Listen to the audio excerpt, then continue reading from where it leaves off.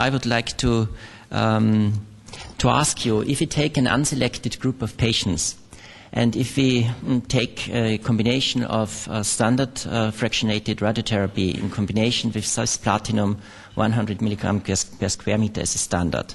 So then let us first focus on the radiotherapy arm. Is there any evidence that an alternative than usual daily fractionated radiotherapy is better or has any place in addition with radiochemotherapy in everyday practice or as a control arm in a clinical trial? Could you repeat that? So if you take the combination of cisplatinum and radiotherapy as a standard of care and you call that radiochemotherapy, and if you begin to alter one of these two parts, and I would like to start the alteration at the part of radiotherapy and later on at the part on chemotherapy. So we saw a meta-analysis showing that the addition of platinum to standard fractionated radiotherapy has a better outcome. And as much as I saw, the same is true if you add it to an alternate type of radiotherapy.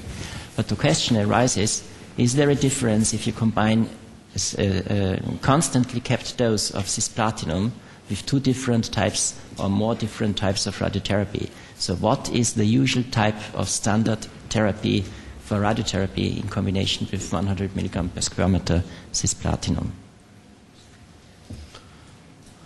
Well, to my knowledge, there is no clear study focusing or addressing this issue. The first German Cancer Society study, published in '98, gave hyperfractionated with a gap due to toxicity in both arms. So chemotherapy acts also in hyperfractionated radiotherapy, but we have no study which compare chemoradiation with standard and chemoradiation with hyperfractionated protocols. The RTOG study that's ongoing is looking at bolus platinum. We don't know the results of that. They're sequestered. The trial completed in the summer of last year and won't be published probably, or at least be available for another year. However, given whatever the initial data is, the RTOG did choose the accelerated concomitant boost arm as their standard of care for the next trial that they're doing, despite an increase in toxicity, at least in the initial stages of the treatment. I'd like to say that there is one study that was done by STAR, which looked at carbo-5-FU and accelerated concomitant boost. And although that study did not show a significant improvement in survival overall, it did show that in the subset analysis of the oropharynx, there was clearly a better result and a significant result in the oropharyngeal cases as opposed to the hypopharynx. And I think this goes to the site specificity of results, that hypopharynx is a very poor prognosis disease compared to oropharynx. And I think we're seeing that larynx is probably a little bit less of a good prognosis compared to oropharynx as well. I have a question for Dr. Forestier. In the original VA larynx trial, and forgive me, I forget, what kind of radiation was given? Did they get a split course of radiation, which was the standard of care in the late 70s and early 80s, or did they get continuous radiation to a high enough dose? And is it possible that 9111, one of the things that you're seeing in 9111 is an improvement in radiation as a standard of care, that the patients got 6,600 to 7,000 continuously without a break? There was no break in the VA study. Radiation. It was the same. The same. There may be some changes in treatment planning that came along. I'm sure some of the centers were using 3D treatment planning in the later stages of the R9111 study, but it was standard fractionation, continuous standard fractionation, the same dose level, both studies. Another element in the VA trial was that there was a biopsy mandated for the chemo patients after the completion of treatment.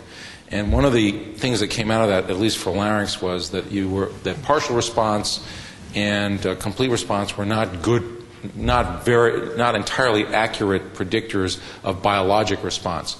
And over 40% of the partial responders actually had a negative biopsy after chemotherapy but before starting radiation, and proved to have a better prognosis than those who ended up being positive.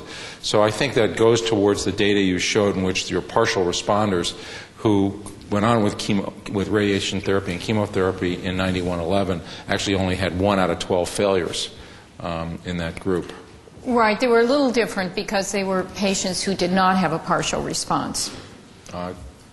They were the group that were supposed only the partial, at least a partial response. You had to have at least a partial response to go on and have definitive radiation. If you had less than a partial response at the primary, then you were supposed to go and have laryngectomy. So it was that group. So it isn't really a comparable group.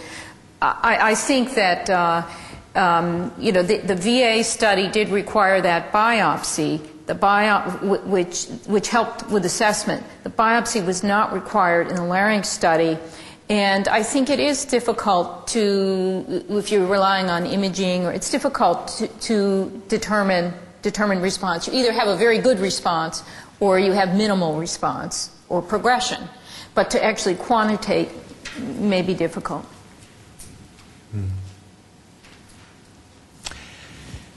So, Professor Foresti, you demonstrated to us in the 9703 study that very different types of chemotherapy may be added to radiotherapy. So, not only different agents, but also very different schedules. This ranges from full-dose chemotherapy, like, for example, cisplatinum, 100 milligram per square meter, where you would expect a systemic efficacy against distant metastasis, for example. But also very low doses of cisplatin or other radiosensitizing agents, which are probably more directed towards control of the primary tumor, and even weekly alternating therapies. So what's the biological principle behind these differences? Are the different substances used for these different schedules in combination with radiotherapy based on some biological principle?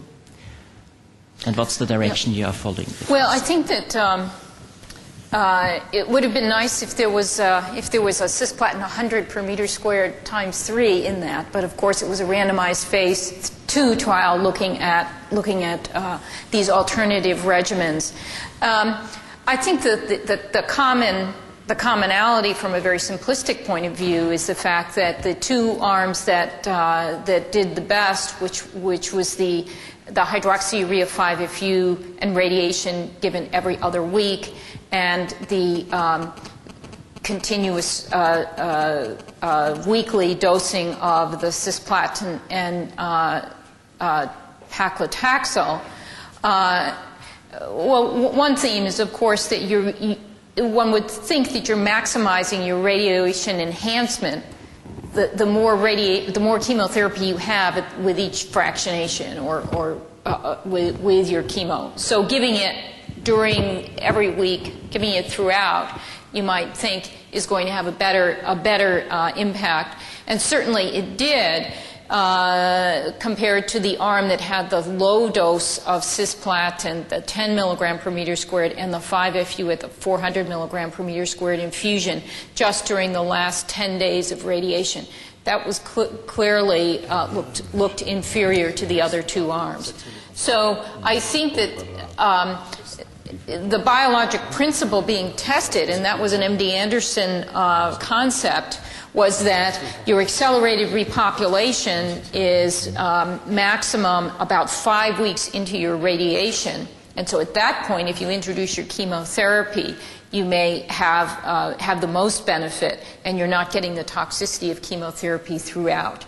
Well, that hypothesis was not demonstrated to be true, at least in this study, in relation to the outcomes in the other 2 arms. Now, there wasn't anything statistically significant between those 3 arms, but you can see that they clearly track, and you would not choose to be in that arm because it had a worse outcome. As far as the low-dose cisplatinum and Taxol, there is an interaction between those 2 drugs, and I think that interaction. We know if we give Taxol, and I think this is some of Dr. Radar Grunman's work. If one gives Taxol about 24 hours afterwards, or taxane about 24 hours after, you have an accumulation of cells in the G2M phase. Then you're coming in with your cisplatin, and hopefully you're going to affect those sublethally damaged cells. And you're doing that weekly throughout the whole treatment cycle. So that's why we think that even though that was a low-dose regimen, that it actually looked to be quite effective. I would like to focus on the unsolved problem, distant metastasis.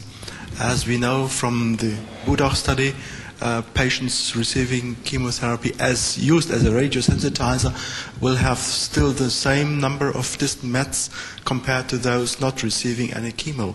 And probably, despite we saw in the meta-analysis that the regimen, very intensive and long regimen with induction plus simultaneous chemoradiation, probably these protocols have the potential, high enough dose, much dose to reduce distant occult metastasis, to reduce the number of distant mets. Even if there is no, in the meta-analysis, no advantage for survival, we should probably perform such studies and look at the distant metastasis rate. What's the picture you get if you compare the point of time when local failure occurs as compared to distant metastasis? Or with other words, is the local control important to counteract feeding of distant metastasis, and can you further improve overall survival by an even more aggressive and even more better control of local failure? Or is it more important to have more sufficient systemic type of therapy in order to primarily reduce distant metastasis, which of course is important in the context of RTOG induction? database from 10 years ago suggests that recurrence is a sign for distant metastasis to come in a few weeks, but only in 30%.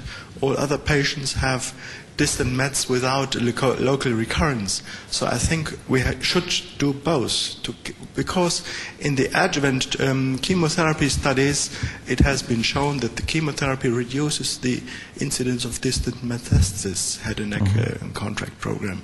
So we should increase the dose of chemotherapy, either post radiochemotherapy or before. I think the nature of the disease has changed as we become more aggressive with local regional control. And so what we see in the intergroup locally advanced unresectable disease trial is that the rate of failure is actually higher with distant metastases than with local regional failure, as it is in the postoperative chemo-RT with bolus platinum as well. And as it is in the CALA trial published with carbo-5-FU for oropharynx. The local control rate in that trial is 50% versus 25% in the chemo-RT versus RT alone, and the rate of distant metastasis is equivalent at about 20 to 25% in both arms, indicating that you now have more than 50% of patients who fail from disease. And these failures are occurring later. If you look at the trial that was mentioned earlier, which was C225 plus bolus platinum with accelerated concomitant boost, the phase 2 trial from Memorial Sloan Kettering, what you're seeing is that at 3 years there's a burst of distant metastases and late failures occurring. So traditionally we've thought of head and neck cancer as failing early, that 60 to 70% of the failures, as many as 80% of the failures will occur in the first 2 years. But I think that's the local regional failure and the very aggressive distant metastases appearing, and now we're going to be starting to see the less aggressive distant metastases appearing at between 2 and 3 years in this patient population. And our trials are going to have to look at 3, 4, and 5-year data to really understand how well we've done with the patients. And this is going to make it very difficult to do research as we take longer and longer to determine what works. Please.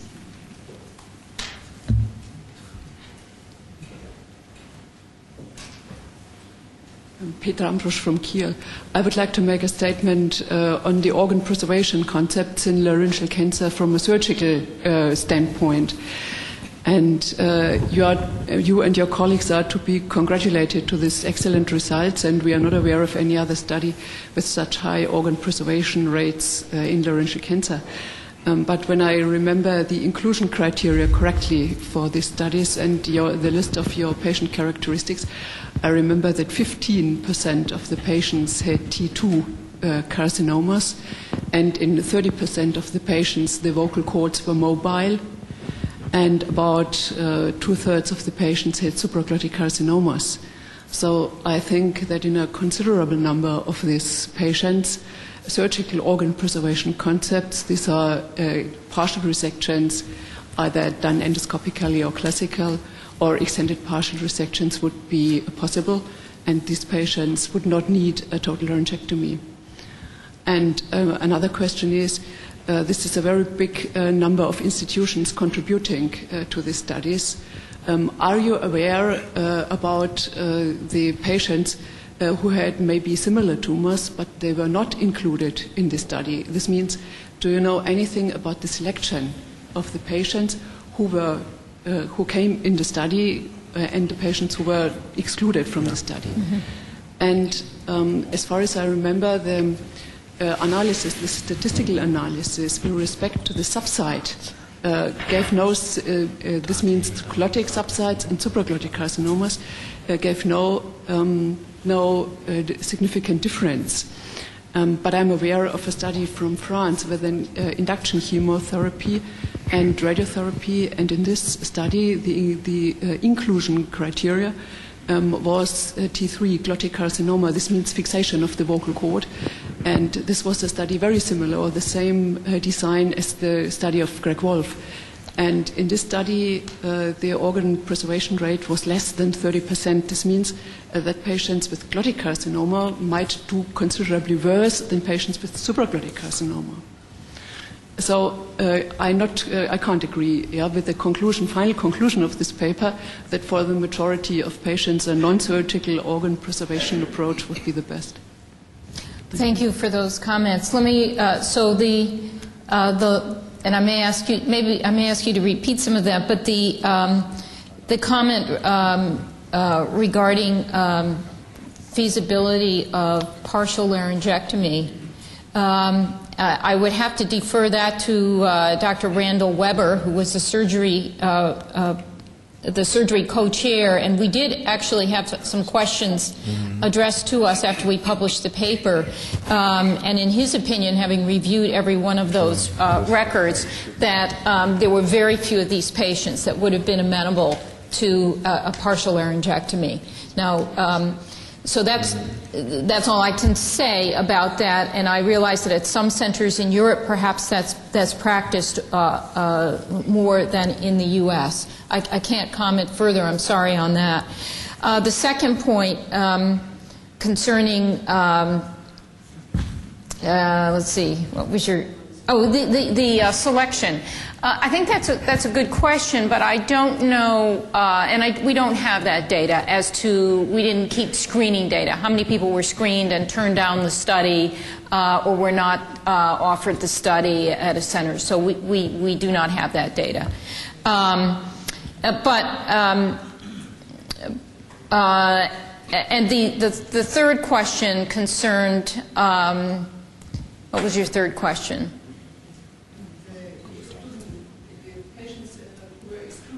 The selection bias. Yes, the selection bias, and we did not capture data on screening and why patients were not put into a study. I don't really think there was selection bias.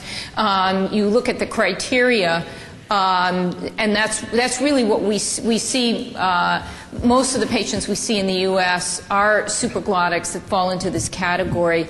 The glottic cancers are usually earlier stage cancers that were not included because they might be T1 or T2 and 0. Concerning glottic cancer, I think there is a question as to whether this treatment is appropriate for glottic cancer and whether that is an adverse risk factor. The fact that about 70% of our patients are supraglottic cancers with only 30% glottic, I'm not sure that we're going to be able to, with any level of confidence, address that question. What we are planning to do is address that question by combining the VA data, the VA trial data, and the RTOG data so that we'll have larger numbers of patients with glottic cancer and try and get some insight into that question. But the relation is the same in the VA data. It's 2/3 supraglottic and 30%. Yes, that's right. One question from the audience before we take the next topic. Come back to the Steiner von Göttingen, to the comments of Petra. I think the including criteria that total laryngectomy is required is not a good criteria to include patients. In Germany, in most hospitals, and especially in our hospitals, we treat all T3 primarily transocular laser, or other do it by open surgery, even T4. So you cannot say included are patients who require total laryngectomy, maybe in some hospitals in the United States, but not generally. You have to include exactly not only TNM, you say T3 is okay, but T3 supraglottic is a tumor with microscopic disease in the preepiglotic space, and T3 is a patient with fully infiltrated preepiglotic, paraglottic space, arytenoid fixed. This is a T3 too. Though we cannot say we have treated T3, we have to define exactly for every prospective study which kind of tumor entity was included. Otherwise, we cannot compare results. And by the way, in the Wolf study, you always bring around the world, in all papers, in all lectures, everyone is talking about 64% organ preservation. But you have to say for the surviving people. Because if you look at 66 patients who were included, only 39% had organ preservation. But I think it's the same. And by the way, I have seen some slides today with 76% survival at 2 years. Please tell us in the future which kind of survival. Is this overall crude? Is this corrected? Is it adjusted survival? You cannot write survival. Survival is nothing. We have to know exactly which kind of survival do you mean.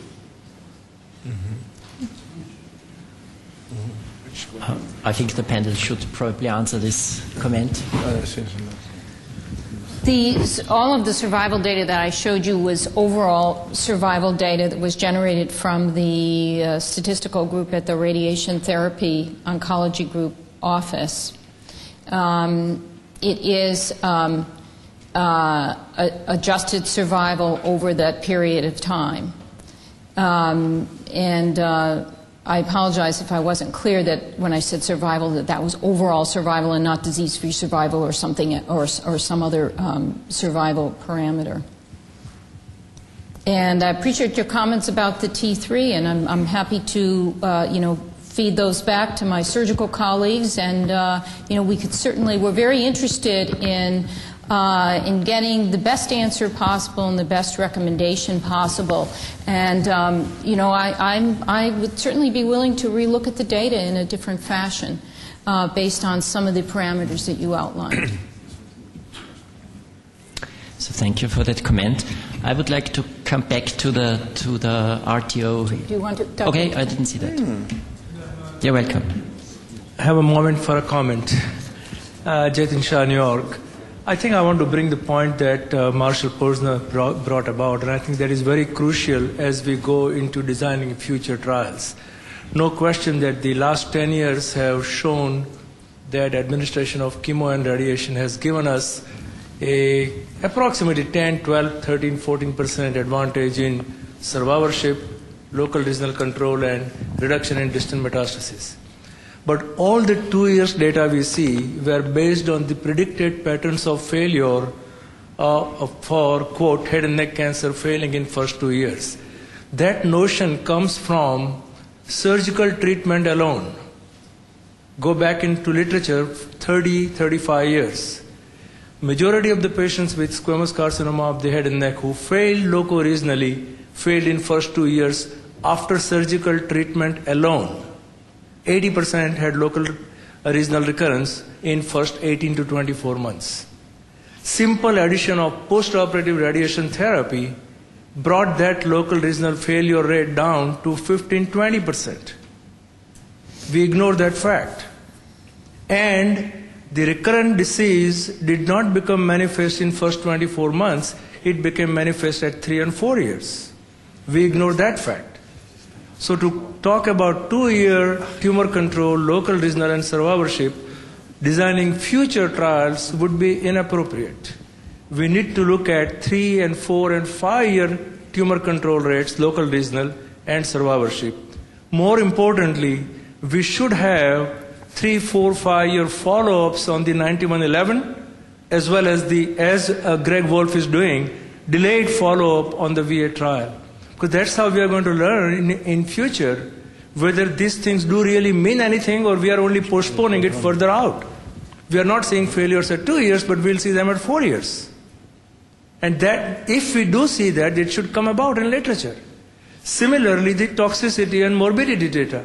At 2 years, you have a grade 3, grade 4 toxicity in the adjuvant trial in 3/4 of the 60% of the patients. What is the delayed morbidity? How many patients get esophageal stricture? That they don't swallow, that they remain PEG dependent. 2 years is not enough for that. We need to look at long term. So I think, those of you, and Arlene, you chair the RTOG as well as the NCCN and few other things that I don't know. But in designing future trials, we have to add into future trial design that a delayed follow-up data publication is mandatory part of a trial design. Absolutely. I agree with you completely. And, that's why I think it's this, the 5-year outcome data for the larynx preservation trial is very important. In what I showed you, those 3 elements that we are analyzing in terms of the late morbidity. So late morbidity and pattern of failure. So I couldn't agree with you more on that. But however, I think one should pose a caveat too. Of course, long-term observation is extremely important.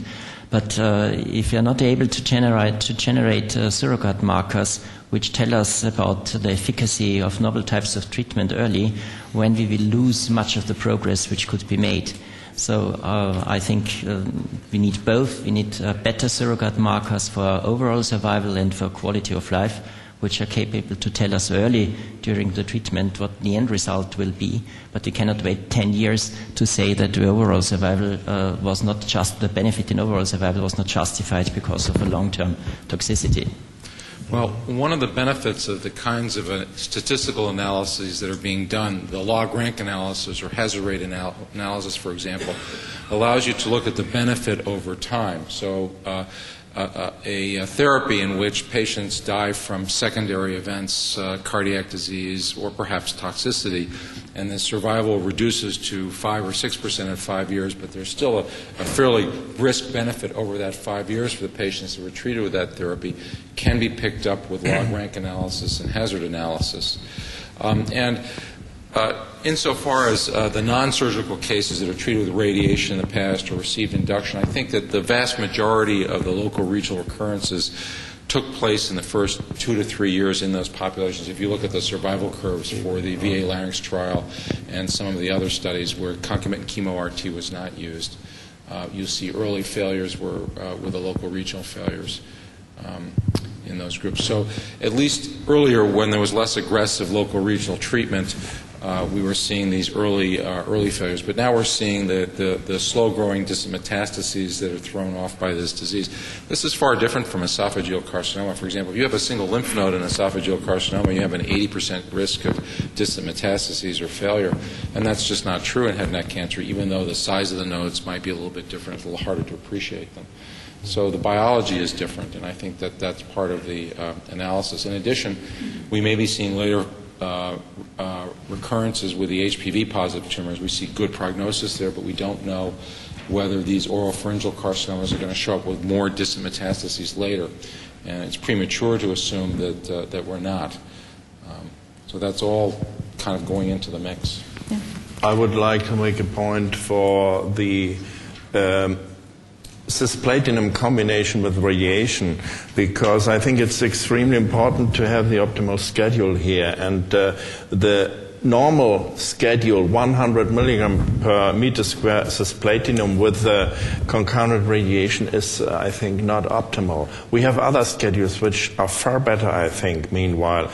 This is the 1 week 5 times 20 milligram per meter square, or once weekly 30 milligram per meter square, or even 8 or 7 milligram per meter square for the whole treatment, like Jeremich data shows us. And there is even an impact on distant metastasis then.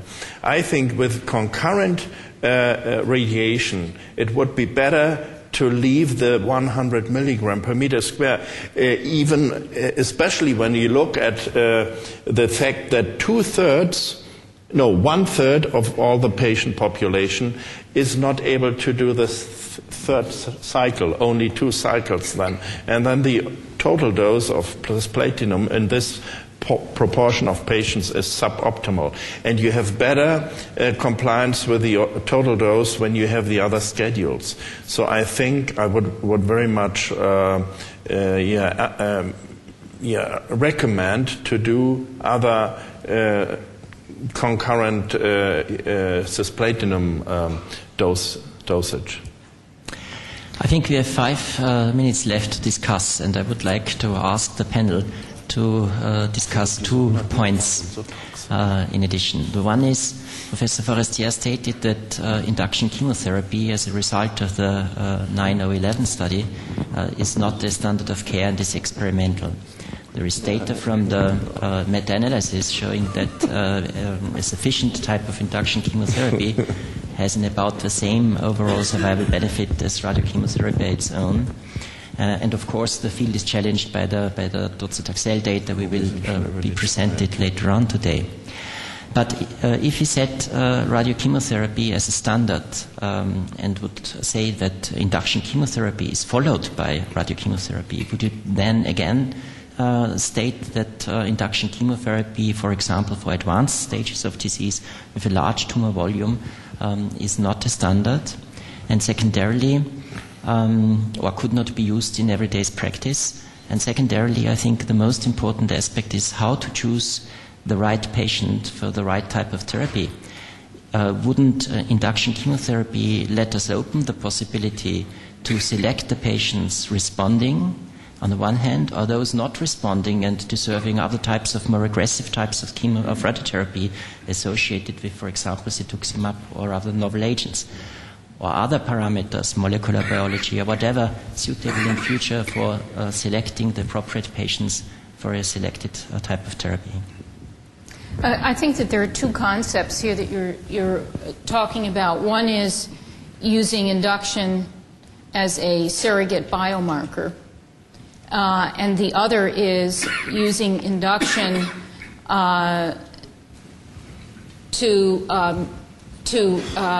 lower distant metastatic rate in combination with chemoradiotherapy, which we know is very effective and improves local regional control. So intuitively, it makes sense that if we're, as has been discussed, if we're getting better local regional control, and so the risk of late distant metastases and that as a cause of death is going to be higher, then yes, I think there's rationale to test it, and particularly since we have 2 studies now where a triplet with a taxane has been shown to have a superior response rate to the doublet cisplatin 5-FU. So I think there's good reasoning to test it. I think it is investigational. I do not think it should be used as a standard of care. There's going to be additional toxicity associated with these regimens. I think there are patients that it will benefit. The high-volume patient, particularly those that have high-volume nodal metastases, that's the group that I think we're most likely to see some benefit. What's the order of that benefit going to be? It's probably going to be low. It's probably going to be a 10 to 15% improvement. So I think we need to study the question, determine which patients may benefit. There are 3 ongoing randomized trials that I know of asking those questions, including the question of using induction as a predictor of subsequent outcome. And I think they're very important studies. One's in oropharynx cancer, and the other two are across the board in stage 3-4 cancers. And we're going to have a session on this tomorrow, and we'll discuss it further. Okay, Professor Posner. I'll reiterate that there's going to be a session tomorrow to talk about induction, but I would like to point out that the meta-analysis that was updated here in terms of concurrent chemoradiotherapy does indicate quite clearly, using very ancient chemoradiotherapy phase 3 trials, that all of the PF-related studies have put together demonstrate a robust 5% improvement in 5-year survival as induction chemotherapy versus radiation alone. So I think it's wrong to state that induction chemotherapy doesn't work.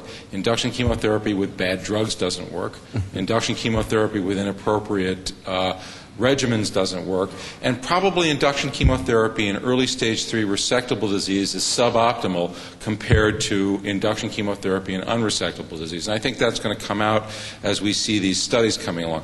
But there's clearly supportive data that platinum 5-FU-based induction chemotherapy provides a 5% improvement in 5-year survival compared to standard of care without chemotherapy. And that line is left out in many of the presentations that we see of the meta-analysis, but it's right there, and it's specifically platinum 5-FU, not cabo, Cytoxan, Adria, Bleo, and Oncovin, not any of the other regimens. So I think that it's not correct to say that induction doesn't work. It does, and it's also not correct to kind of compare the PF induction trials where surgery is factored in sometimes between chemotherapy and radiation, and now we know that it's really difficult to do surgery between chemotherapy and radiation because the margins of the sample are not clear. You leave a bed behind that has to wait for radiation therapy, which is much more of a regional treatment, and you change the biology of the disease such that it might be more aggressive by delaying the move towards radiation therapy. So I think it's really difficult to compare these older trials to the newer trials that were done. For example, the trial from the RTC with TPF, and also the trial by Pagnella and Denise that were Domège that were published more recently with more modern appreciation of therapy. So I personally think that induction is a standard of care. We do not use it with an intermediate stage disease. We think chemo-RT is quite appropriate for that. But for advanced disease, I don't think chemoradiotherapy is particularly as effective. I think that was an important comment to be made and also an important hint to tomorrow's discussion. So I think we have run out of time, and I would like to close the session by thanking all the participants in this discussion.